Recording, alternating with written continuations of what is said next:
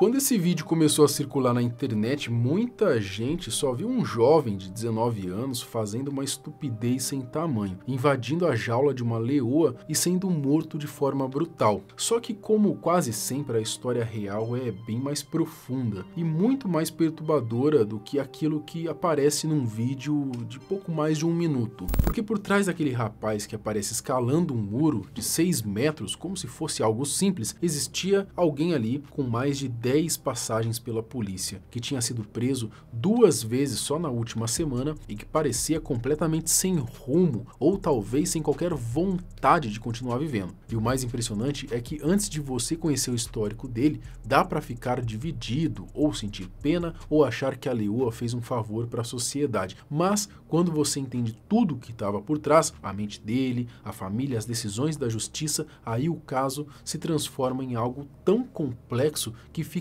difícil saber de qual lado você está, qual lado está certo, não é? Bom, hoje a gente vai descobrir quem que era o Vaqueirinho, o que realmente aconteceu naquele zoológico, como que o Estado falhou repetidamente com ele e por que tanta gente que convivia com o rapaz dizia que esse desfecho, infelizmente, era apenas questão de tempo. Eu sou o Marcelo Milos e depois da vinheta eu te conto.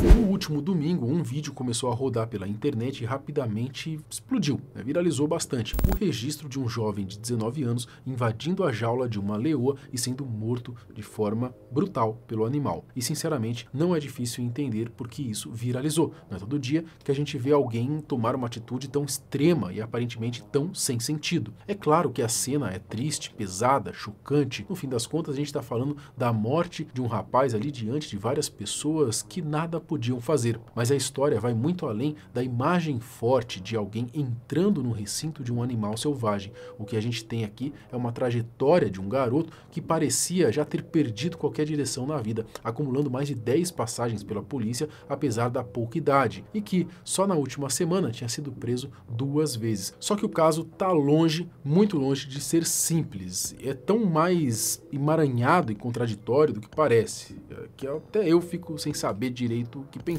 A história de Vaqueirinho. Esse caso absurdo, como eu já disse, aconteceu na manhã aí de domingo, no dia 30, quando o rapaz, conhecido na região como Vaqueirinho de Mangabeira, ele entrou na jaula da leoa no Parque Arruda Câmara, o famoso Parque da Bica, em João Pessoa, na Paraíba. De acordo com o zoológico, ele só conseguiu chegar até o recinto depois de escalar um muro de mais de 6 metros, passar pelas grades de proteção e ainda usar uma árvore como apoio. E nas imagens que circulam por aí, dá para ver exatamente essa sequência acontecendo passo a passo. E aí, pai, legal? Tá? Cadê? É isso aí, eu quero ver agora. Agora eu como. O curioso, para não dizer trágico, é que as pessoas ao redor começaram a filmar enquanto ele escalava o recinto. Sei lá, talvez achando que era apenas mais uma cena bizarra, uma idiotice curiosa de se ver, né? Alguém, sei lá, tentando fazer algum desafio, mas a verdade é que ninguém ali poderia imaginar que o final daquela história ia ser tão brutal. Depois que ele completou ali a escalada, ele desceu diretamente dentro da área da leoa, tudo aconteceu muito rápido, o animal foi até lá e quase que de imediato e o derrubou, né? Sem qualquer hesitação, sem a menor chance de reação. Eu vou nem olhar. Esse cara vai fazer nada, eu aposto que Porra nenhuma, mano. Olha espremendo lá os pés dele lá. Meu Deus, desceu. Depois do ocorrido, o parque foi fechado imediatamente e as visitas continuaram suspensas, sem qualquer previsão de retorno, tá? Continuam até hoje, se eu não me engano, tá? Pelo menos até a última notícia que eu vi, né? Como dá pra ver nas imagens, no momento da invasão, o lugar estava funcionando normalmente, recebendo visitantes, tinha gente por todo lado, né? Inclusive crianças que acabaram presenciando a tragédia de perto. Enfim, depois disso tudo, as autoridades iniciaram as investigações, passaram a buscar informações sobre o rapaz morto e foi justamente aí que uma enxurrada de detalhes começou a surgir, deixando esse caso ainda mais absurdo, né, e de certa forma até mais triste. Primeiro circularam relatos de que o Vaqueirinho tinha transtornos mentais, mas algumas horas depois ficou claro que além dos problemas psicológicos, ele também era um verdadeiro terror para a polícia, né? De acordo com a Polícia Civil, o rapaz acumulava um histórico enorme de passagens, né? O Vaqueirinho de Mangabeira já tinha sido preso mais de 10 vezes, 16 vezes para ser mais preciso, tá? Já tinha 16 passagens. E ele havia sido solto pela última vez na sexta-feira quarta-feira anterior. Então assim, a ficha dele era bem extensa. Para você ter uma ideia, só na semana passada ele tinha sido detido 2 vezes pela Polícia Militar. A primeira aconteceu quando ele tentou destruir 2 caixas eletrônicos no bairro Mangabeira. Depois de ser detido, ele foi levado para a central de polícia no Geisel e ele acabou sendo liberado logo depois, né, após assinar um termo circunstanciado de ocorrência. Bom, dias mais tarde o sujeito foi preso de novo aí depois de apedrejar uma viatura da PM perto da central de flagrante. Aliás, após essa última prisão, ele chegou a dar uma entrevista. Na maior cara de pau, ele afirmou que ele ia ser solto e que ele ia repetir esse ato de vandalismo sem pensar 2 vezes. Como é? Eu Vai quebrar as viaturas de novo. De novo? Quebrar toda a viatura. Por que tu vai quebrar? De novo? Eu vou quebrar. Faz quanto tempo tu já fosse preso, fosse solto de novo?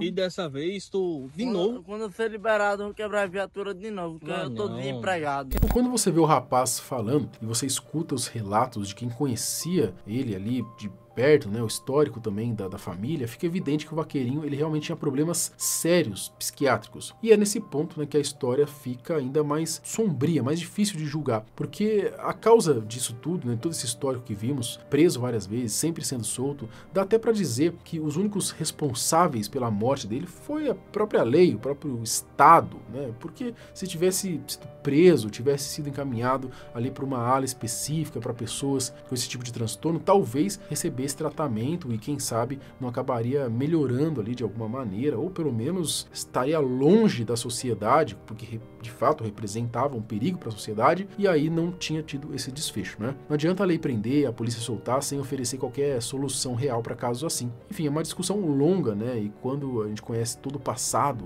do rapaz aí que fica difícil aí decidir o que pensar. Vizinhos, amigos e conhecidos comentaram que a personalidade complicada dele e sobre também o histórico da família também era tudo muito pesado, tudo muito delicado mesmo. Tava coisas aqui, deixava aqui na calçada perto da minha casa e a polícia vinha e ele ficava rindo, querendo ser preso. Infelizmente, acredito eu que o poder público falhou nessa vez, falhou sim, porque não era novidade que o pior poderia acontecer com ele.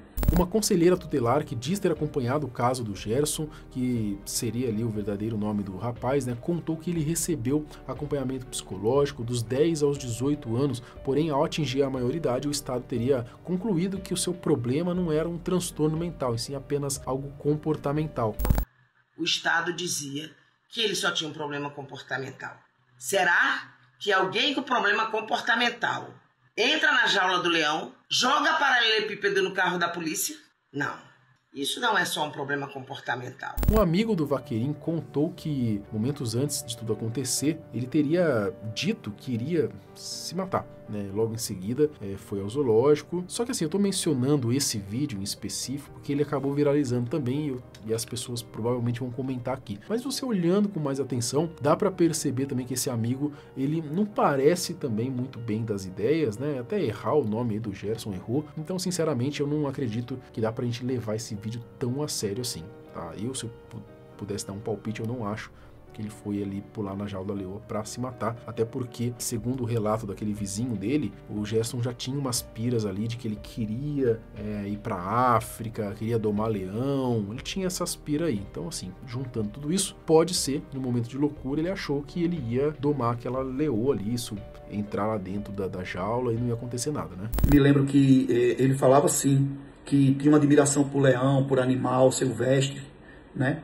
E que eu, opinião minha, acredito que ele desceu ali no intuito de achar que o animal ele ia poder tocar o animal, né? Na mentalidade dele, ele não esperava que o animal ia ter aquela reação natural que teve. Então, assim, tá circulando que ele poderia ter cometido, ter tirado a própria vida. Eu tenho certeza que não foi. Bom, teve também o relato de um diretor de presídio, comentou que infelizmente era apenas questão de tempo, tá, para algo desse tipo acontecer com o Vaqueirinho, né? Ele é uma tragédia anunciada, como ele mesmo disse.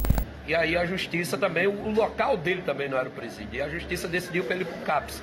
O CAPS não segura, ele fugiu, e pra gente do Roger e todo mundo, o Vaqueirinho tinha 16 passagens, a turma diz.